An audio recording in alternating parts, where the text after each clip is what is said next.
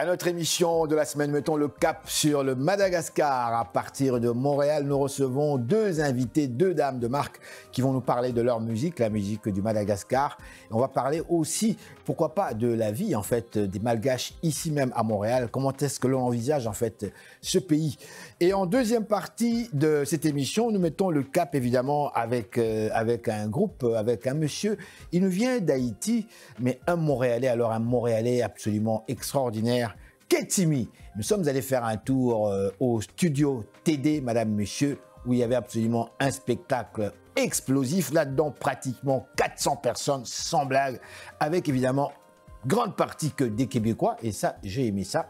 Un groupe haïtien, des Haïtiens sur, en fait, le podium avec plusieurs Québécois en train de danser, de se parler quasiment. Et j'étais là, on a tout vu, c'était absolument extraordinaire. Et il est avec Don Paco, je le souligne, un spectacle comme pas possible, avec la sortie bien sûr de l'album de ce monsieur donc Ketimi. On parle évidemment de son album qui est intitulé Mélamine News. Madame, monsieur, bonsoir. Ici Henri Ngaka, bienvenue dans notre magazine de télévision. Bougez pas, ça va causer après ces messages publicitaires. Madame, monsieur, bonsoir. Ici Henri Ngaka. Ne ratez surtout pas nos prochaines émissions présentées à ICI Télévision depuis Montréal. Ça va causer. Et nous voilà de retour à notre magazine, madame, messieurs. J'espère que ça va très bien. J'espère que vous êtes en forme, vous êtes de bonne humeur aujourd'hui. On sent un petit peu, là, on voit un petit peu le printemps qui apparaît, tout doucement, tranquillement. Et quant à nous, à l'émission, on met le cap aujourd'hui sur un pays qui se situe exactement au niveau de l'océan Indien. Et nous parlons ici de Madagascar. Ça vous dit quelque chose? Et nous avons avec nous une artiste, une grande dame, croyez-le. Elle s'appelle Madame Estelle. Je n'ose prononcer le nom, je vous laisse vous-même le présenter. Alors, on est ici avec Madame Estelle Dzerisson. Dzerisson. Voilà, je suis parvenu. Paul, je suis arrivé quand même. Comment ça va? Bien, merci, et vous? Oui, merci. C'est un plaisir quand même, c'est un honneur de faire votre connaissance. Dernièrement, vous vous êtes produit ici même à Montréal. Je pense que ça s'est passé, quoi? Ça c'est au théâtre, on parle ici dans le centre-ville, dans le vieux Montréal, près du Vieux-Port. J'ai pas en fait, le nom m'échappe encore, mais bref, vous étiez là avec plusieurs groupes, un festival inconnu, mais par contre, vous avez été remarqué par une amie à moi qui m'a fait signe, et je suis heureux aujourd'hui de vous avoir à l'émission, parce que votre musique, c'est une musique qui sort de l'ordinaire. On sent le soleil, on sent la vie, on sent la force. Alors, je m'arrête ici. Pouvez-vous nous décrire un petit peu, si je vous demandais de nous parler de cette musique avant que l'on puisse présenter un extrait, comment est-ce que vous situerez votre musique? Est-ce qu'on parle ici du Sega? Est-ce qu'on parle ici du reggae? Est-ce qu'on parle ici du zouk ou du compas? Aucun des quatre. Madagascar a vraiment son propre style de musique. Donc, nous, ce que notre groupe fait surtout, c'est la musique traditionnelle. Donc, tous les membres du groupe, en fait, on vient tous du centre de Madagascar, de la capitale. Par contre... Du centre de la capitale qui est... Antananarivo. Antananarivo, c'est bien oui, ça? Voilà. Donc, on est 8 membres. On fait tous partie de la capitale. Mais justement, on va aller explorer tous les styles de musique de toutes les provinces. Donc, on a fait des chansons de l'Est, du Sud de Madagascar. Donc, c'est vraiment pour représenter Madagascar dans son ensemble et vraiment sortir de nos frontières à nous. Donc, à bien vous comprendre, parce que là, moi, je me sens un peu comme un petit ignorant et j'adore apprendre, madame, vous le savez. Moi, j'avais toujours cru que dans la région de l'Afrique, en fait, de l'océan Indien comme tel, je situe l'île de Madagascar. Par contre, je vois aussi d'autres petits pays qui sont à côté, comme Seychelles, comme île Maurice. Et je regarde la carte de l'Afrique, on voit l'Afrique du Sud qui est au sud complètement. Mais vous, vous êtes vraiment dans l'océan Indien comme tel.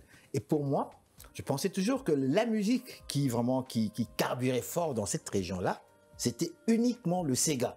Parce que je me suis dit, le Sega est dansé à l'île Maurice, c'est dansé aux Seychelles et même au Madagascar un petit peu, je pense. Par contre, vous, ce n'est pas ça. Vous nous apprenez qu'il y a plusieurs types de musique au niveau de Madagascar. Il n'y a pas que le Sega, c'est bien ça? Oui, c'est exactement ça. Donc, je connais le Sega, je le danse un peu, je vais dire enfin, j'ose pas le faire en public, mais dans les événements de famille, je le danse un peu. Ok. Mais attends, Mais, pourquoi pas en public? Je comprends pas. C'est quoi le lien? parce que je je sais pas le danser en fait. Ok, d'accord, ok, d'accord. Ok, Je danse assez bien pour le faire devant la famille. C'est tout. ok, d'accord, ok, d'accord, ok. Mais sinon, à part ça, il y a vraiment tout type de musique. Puis je dirais que ça dépend vraiment de la province, je dirais même de l'histoire de la province un peu parce que quelque chose que je remarque dans les chansons malgaches, c'est que la plupart, elles racontent une histoire ou elles font passer un message. Donc, ça va vraiment différer de la province, le type de musique qui va se jouer, qui va se chanter là-bas. Oui, oui. Juste pour nous situer, en dehors du Sega, il y a un autre genre, lequel? Je dirais par exemple, il y a le Kalun Faïn. Ce serait vraiment une des musiques traditionnelles de Madagascar, je pense. D'ailleurs, j'en ai performé au théâtre Bon Secours. Théâtre Bon Secours, ok, d'accord, oui. Donc oui. c'est ça, j'en ai performé au théâtre Bon Secours. Par contre, avec Radirsat, ce qu'on a fait, c'était vraiment plus les variétés, des chansons beaucoup plus rythmées, les chansons plus des côtes. Et dites-moi, comment est-ce que le public a en fait réagi? Déjà, je vois à leur... moi, je ne vois pas ce qui se passe dans leurs oreilles, mais à leurs yeux, à leur visage, je vois que pour eux, c'est quelque chose de nouveau. C'est quelque chose qu'on n'entend pas d'habitude, qu'on n'entend pas souvent, en tout cas pas à la radio. J'ai jamais entendu un style malgache à la radio. Donc, c'est vraiment quelque chose, ça se voit qu'ils ont envie d'embarquer là-dedans, même s'ils ne comprennent pas forcément les paroles, même si on voit que c'est quelque chose dont ils vont se souvenir en fait. Dites-moi, j'ai une question parce que là, on va aller à l'extrait, parce que je sens que le public, c'était une émission où en fait on aime causer. Mais moi aussi, j'aime bien voir un petit extrait. Mais juste une petite question. Vous avez déjà cette réponse, mais je la pose quand même. Avez-vous senti que le public, dites-moi franchement, avez-vous senti que le public connaissait votre pays, le Madagascar? 50-50, parce qu'on a beaucoup de public malgache, donc oui, évidemment qu'ils connaissent Madagascar. Après, ceux qui ne viennent pas de Madagascar, ça se voit que pour la plupart, c'est quelque chose de nouveau. Parce que Madagascar, on le connaît surtout grâce au film. Donc, quel film Madagascar? Donc, par exemple, nous, quand on dit qu'on vient de Madagascar, il y a même des adultes ou des adolescents qui vont penser qu'on invente, qui vont penser que mais Madagascar, c'est pas un film. Madagascar, c'est pas là où il y a les animaux qui parlent. Donc, quand on est là devant eux, on a envie de dire, ben non, moi je viens de Madagascar, je suis pas un film et je suis pas un animal qui parle. je suis un être vivant qui chante, qui respire. Donc c'est ça. Donc, il n'y a pas des éléphants dans ta cour chez vous? Non, et je ne suis pas l'amie du roi Julien et je n'ai pas un zèbre qui chante à l'Ectomovite quand je me réveille le matin. Donc c'est rien de tout ça. Mais c'est vraiment, c'est un peuple, c'est un pays, c'est une culture. Donc ça se voit que quand ils entendent Madagascar, ils voient un peu encore vraiment la jungle, le tropical. Oui. Et à travers la musique, j'ai l'impression qu'effectivement, on apprend plus sur le pays parce que même si c'est que de la musique, il y a un rythme, il y a les façons dont on s'habille, il y a notre langue, il y a, comme j'avais dit, certaines chansons racontent des histoires ou font passer des messages. Donc nous, ça nous fait plaisir de leur résumer un peu de quoi parlent ces chansons. Donc je vois vraiment qu'ils en découvrent. On va revenir à ma première question que je n'ai pas posée, peut-être que j'ai oublié, mais je ne vais pas demander qui est Estelle. C'est la question, on va la garder et on va passer tout de suite là à l'extrait, permettre quand même aux gens publics de voir un petit peu ce que vous faites. Alors, qu'est-ce que vous nous présentez? Donc, ce qu'on présente aujourd'hui au public, c'était le passage de Radirsat à la finale du concours Talent d'Afrique en 2021. Donc, c'était un concours qui représentait l'Afrique, en fait, donc 12 finalistes qui choisissaient tous, qui représentent tous chacun un pays de l'Afrique. Et puis, on faisait notre performance, on essaie en fait de donner le meilleur spectacle. Donc, nous, ce que je vais vous présenter aujourd'hui, c'est vraiment notre performance à nous. D'ailleurs, c'était la première vraie montée sur scène de Radirsat. Donc, c'était assez stressant parce que c'est la première fois qu'on monte sur scène et pourtant, c'est une finale. C'est la première fois qu'on monte sur scène alors qu'on doit représenter un pays en entier. Et c'est la première fois qu'on monte sur scène alors qu'on doit animer le public. On ne peut pas juste chanter comme un karaoké. Exactement, là, on doit passer un message au public. On doit leur dire, voici notre pays. Ce n'était pas le moment de faire des erreurs là. Donc, c'est ça que pour nous, c'est un super bon souvenir. C'est vraiment quelque chose qui marque notre groupe en fait. Plein de premières expériences. Donc, c'est ça que je veux montrer au public aujourd'hui. Bon, on y va.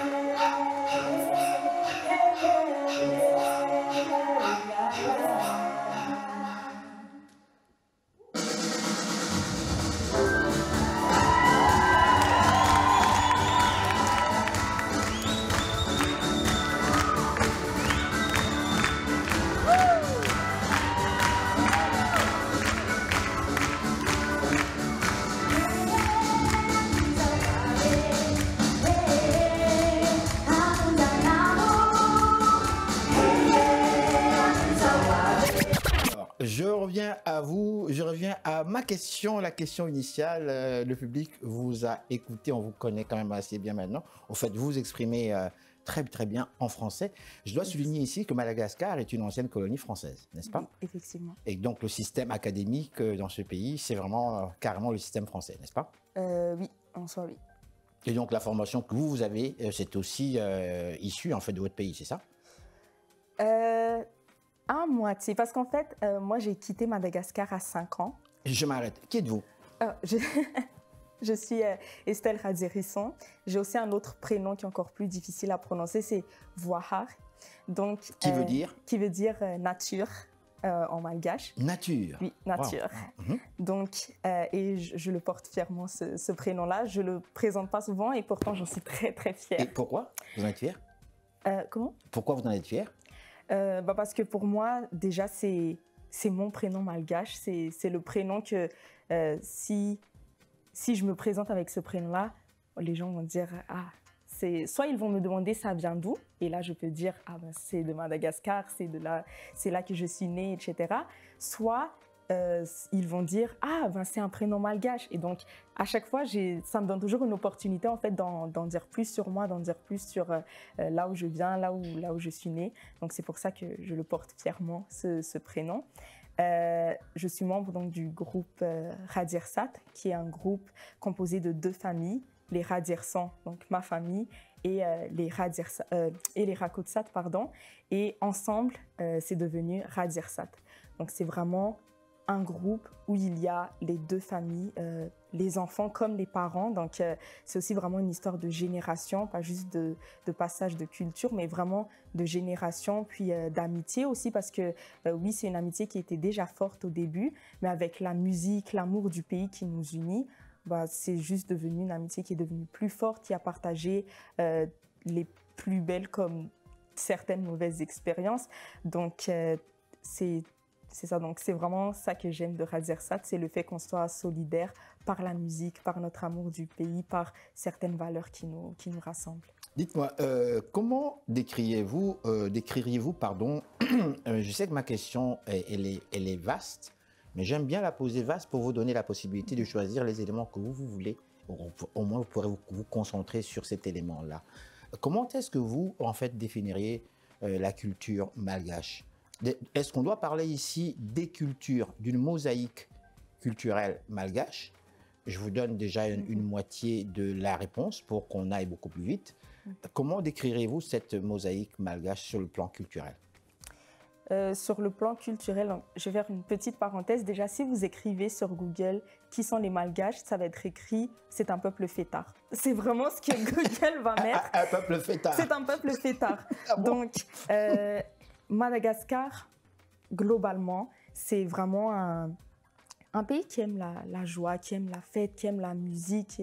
Je ne connais pas de famille malgache où il n'y a pas au moins un artiste, quelqu'un qui aime chanter, qui aime danser, qui aime faire de la musique. Il y en a au moins un dans toutes les familles. Est-ce que c'est dû aux souffrances?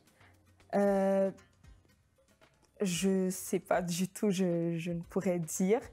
Je pense que c'est plus dû au fait qu'on aime la communauté. Je pense que c'est vraiment, on aime se rassembler, se voir tous ensemble. Et donc, à partir du moment où on se rassemble, on va aller vouloir faire de la musique. On va faire des chansons, même s'il n'y a pas d'instrument. Il y a beaucoup de chansons malgaches, c'est juste des chansons a cappella. C'est une manière d'oublier ou bien de fêter, de célébrer, selon vous? Ce que vous avez observé, sincèrement, en observant auprès de vos familles, auprès de vos amis, ce que vous aimez réellement avec vous.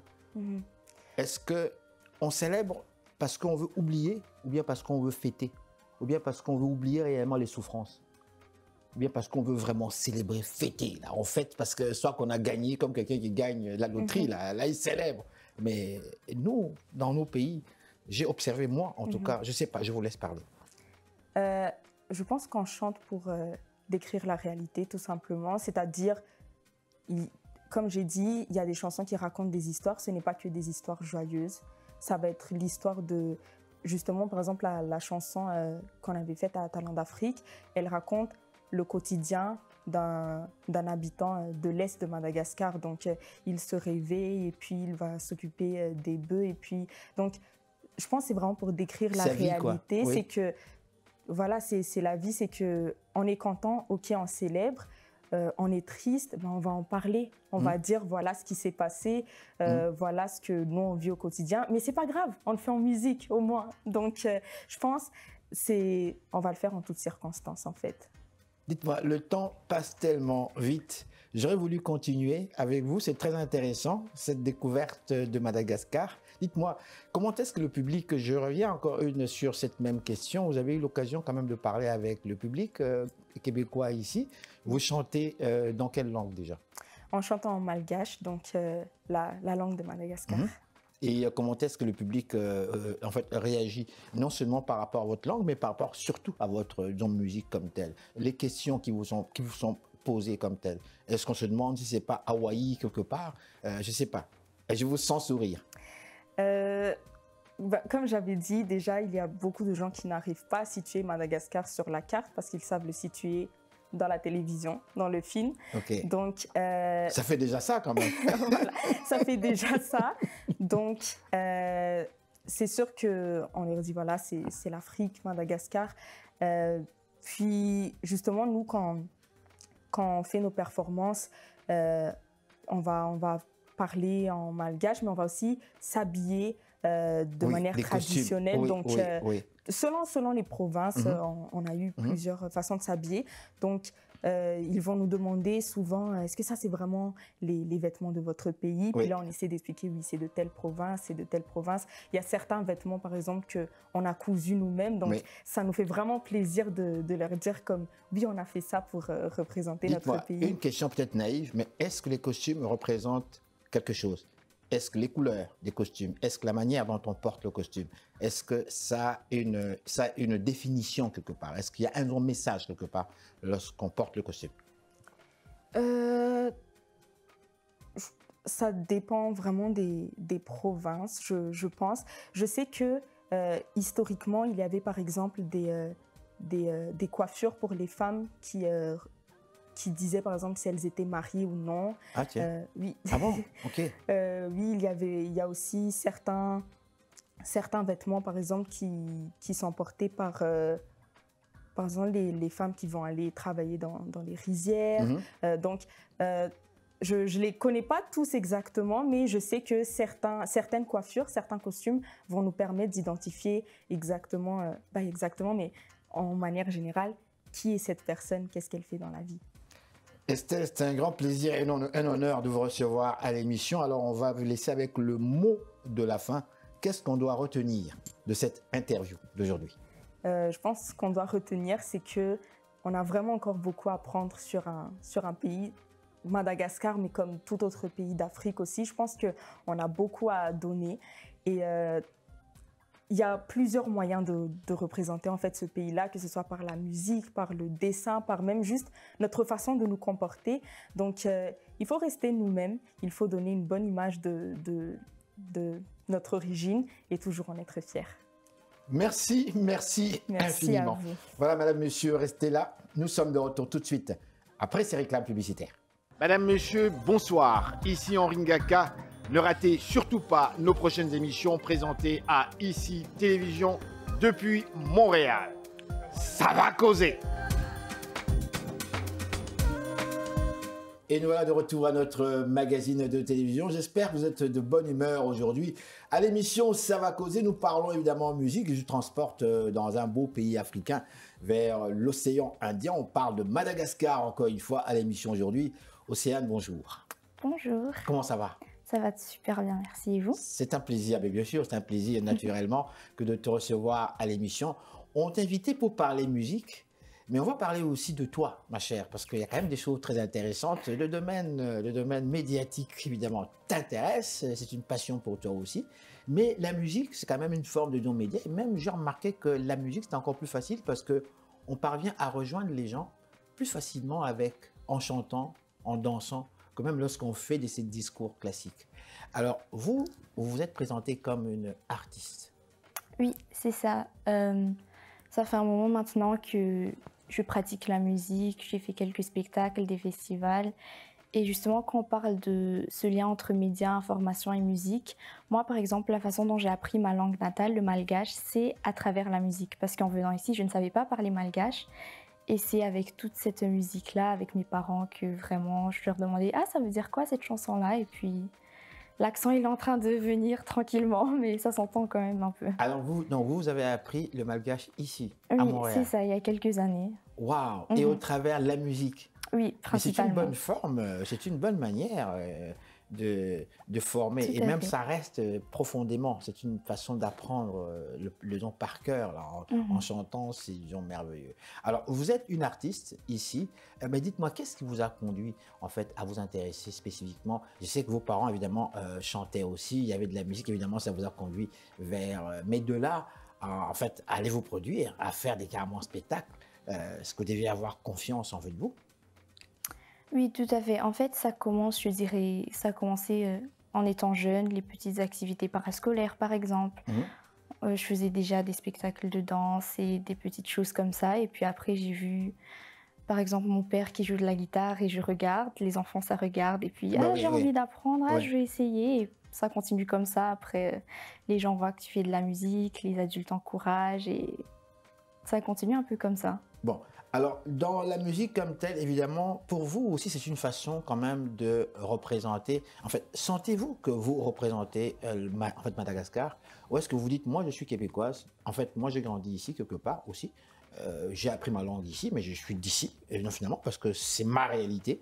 Ou est-ce que vous vous sentez quand même toujours de Madagascar? Est-ce que les membres de la diaspora, et là je pèse bien mes mots, est-ce que les membres de la diaspora malgache, est-ce qu'on vous accepte, est-ce qu'on vous considère comme une des leurs authentiquement, ou est-ce qu'on vous perçoit toujours comme la petite étrangère, mais qui est quand même malgache?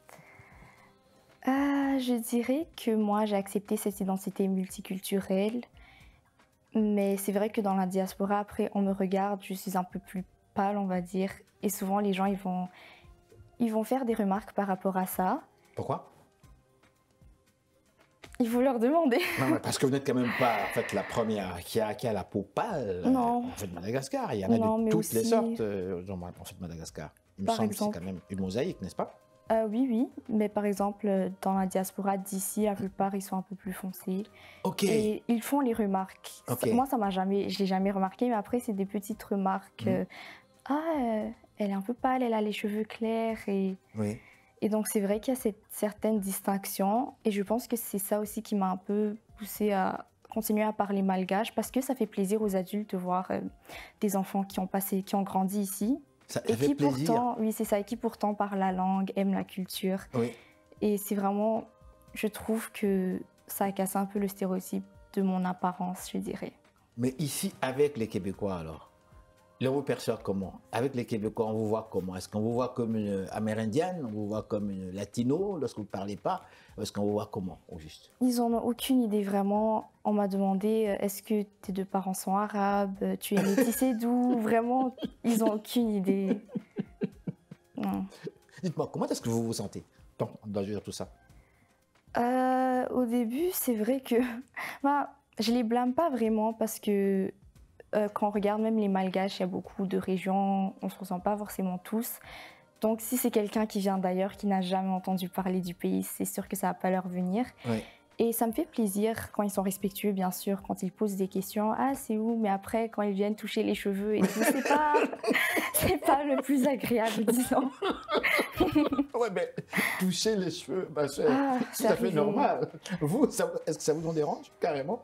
Quelqu'un qui vienne, Là, des adultes qui viennent. Ah, c'est beau vos cheveux. C'est sûr, ça. On se connaît pas encore. C'est un peu gênant au début. Dites-moi, vous parlez très bien le français. Mhm. Comment pouvez-vous m'expliquer cela? J'ai seulement passé 2 ans à Madagascar. Ensuite, Oui. on est allé habiter en Mauritanie avec ma famille et j'ai commencé l'école à la maison assez jeune.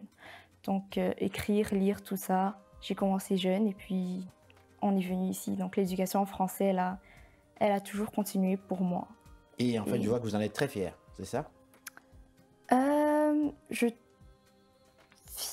dirais que je suis plutôt fière d'avoir pu trouver un chemin vers mes origines malgré le fait que je suis partie très très jeune. Vous êtes authentique, hein, n'est-ce pas? Oui, Alors dites-moi, est-ce qu'il y a un extrait que l'on peut présenter de vous? de moi, Oui, un extrait du musical. groupe ou de moi. Oui, du groupe. Où est-ce que l'on vous voit là, vous performer? De Radir Sat, je dirais que il y a... Ah, on peut présenter la chanson Lean on Me. Oui. On a fait une chanson en anglais, mais c'était aussi pour un événement culturel et solidaire. Et je trouve que c'est un très bel extrait, les paroles de la chanson, et de voir aussi qu'on est ouvert, on est aussi autant ouvert aux autres cultures qu'on aimerait que les gens soient ouverts à nous. Pouvez-vous répéter le titre? Lean on Me de Bill Withers. On C'est y une va, interprétation. On y va donc.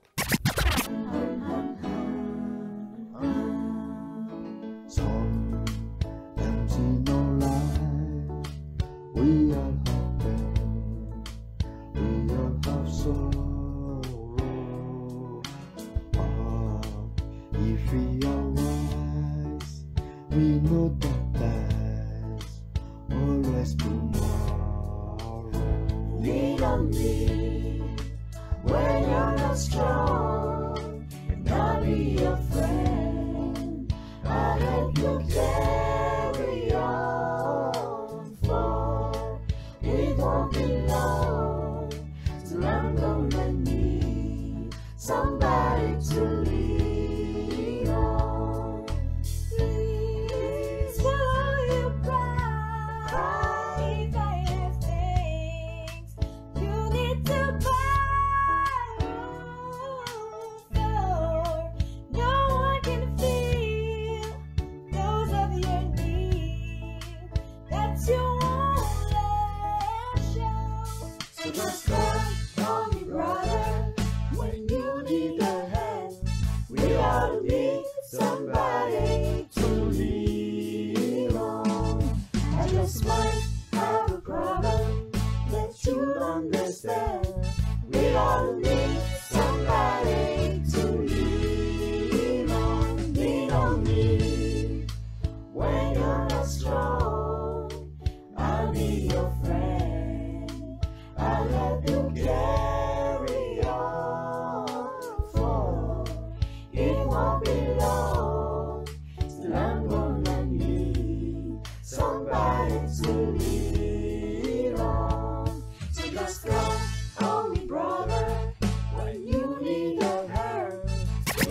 messieurs, nous sommes de retour à notre magazine Ça va causer. Nous avons avec nous une grande dame et on parle ici de son pays, le Madagascar. Je reviens encore une fois à cette question que je voulais vous poser, dont tout à l'heure, la carrière journalistique.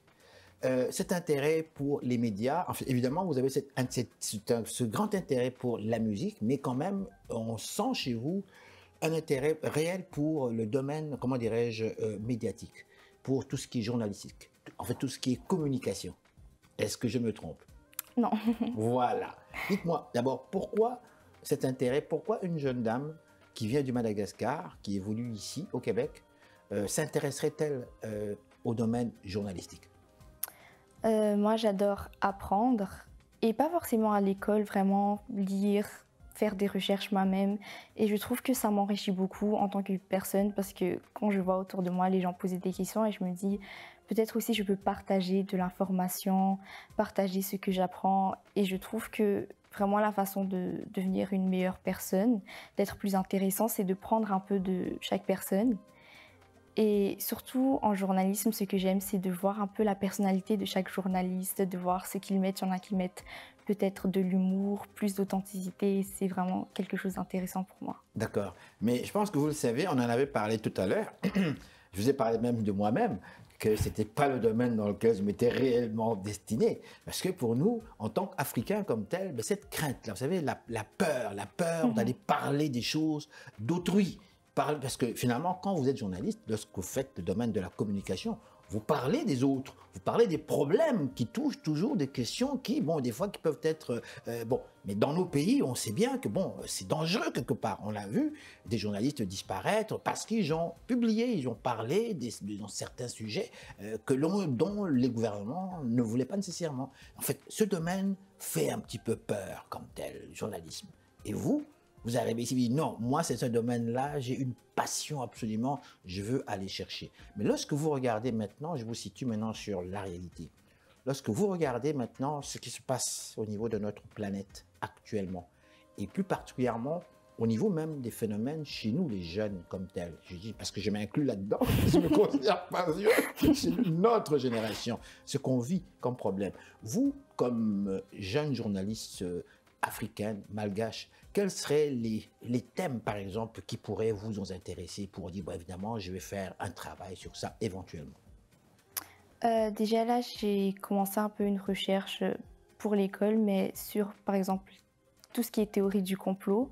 Pourquoi? C'est parce on a vu pendant le Covid, les gens avaient peur de s'exprimer, ils croyaient certaines choses et ils se renfermaient dans des groupes. Et pourquoi je parle de ça, c'est que c'est souvent comme ça, on a peur de dire les choses, on commence à penser un peu ce qu'on veut, et je veux vraiment casser ça. Et c'est pour ça aussi, le journalisme engagé, ça m'intéresse beaucoup, et je suis très très consciente de cette peur-là dans certains pays où on n'a pas autant de liberté d'expression qu'ici. Et c'est pour ça qu'ici, vraiment, j'en profite. Je me dis, quelque part, ça m'intéresse, mais j'ai un peu cette responsabilité aussi, je pense, de parler de ces choses-là dont on a peur. Maintenant que je suis à l'extérieur, j'ai comme une certaine protection, plutôt que quelqu'un qui est là et qui doit vivre la situation et qui prend le risque d'en parler. Comme par exemple les problèmes reliés au développement, les problèmes qui touchent les femmes dans ces pays-là, les manques carrément de ressources. Pourtant, on sait que les femmes sont très très courageuses, sont très très fortes. Et même, on a même remarqué, et ça nous le savons, que c'est souvent les femmes qui soutiennent dans leur famille. Même si l'homme semblerait puissant, même si l'homme a l'argent, mais à la maison, souvent, on sait que la patronne, celle qui tient la famille réellement, celle que tout le monde respecte, c'est la maman, c'est la femme comme telle. Alors, est-ce qu'il y a-t-il des thèmes qui, en fait, aujourd'hui, selon vous, dans notre époque, qui, en tant que futur journaliste, pourraient vous intéresser comme tel, par rapport à la femme, disons? Certains droits qu'on n'a pas encore, justement, à Madagascar, par exemple, l'avortement, il est strictement interdit. L'avortement, c'est encore interdit à Madagascar? Peu importe les conditions. Et ça, par exemple, c'est quelque chose qui me touche forcément, mais vu que moi, ici, je sais ce que c'est d'être libre de choix, liberté de la personne et tout, et eux, ils ne savent même pas. En fait, le problème, c'est que les personnes là-bas, les femmes là-bas, ne sont même pas conscientes qu'elles pourraient avoir ce droit-là. Quand on grandit dans ça, on croit que c'est normal de dire seulement ce qu'on nous dit de faire et de se limiter à ça. Et je trouve que ça peut aider à informer les autres personnes, mais aussi les personnes concernées. Mais écoutez, je vais devoir vous remercier pour le temps que vous nous avez accordé. Je reviens toujours avec la même question finale. Qu'est-ce que le public doit retenir de cette interview que l'on vient de réaliser, vous et moi? Je pense que ce que le public peut retenir, c'est qu'il n'est jamais trop tard pour apprendre sur tout, mais comme on parle de culture, je trouve que je suis bien placée pour dire que quand on grandit ici, on ne connaît pas trop la culture et des fois on se dit non, mais maintenant je suis québécoise, maintenant je suis canadienne, mais vraiment c'est possible d'apprendre encore de notre culture, de s'enrichir et toujours de la partager avec les autres. Bien, merci infiniment. Merci beaucoup. Merci beaucoup Merci. à vous. Alors voilà, madame, monsieur, restez là. Nous sommes de retour tout de suite après ces réclames publicitaires.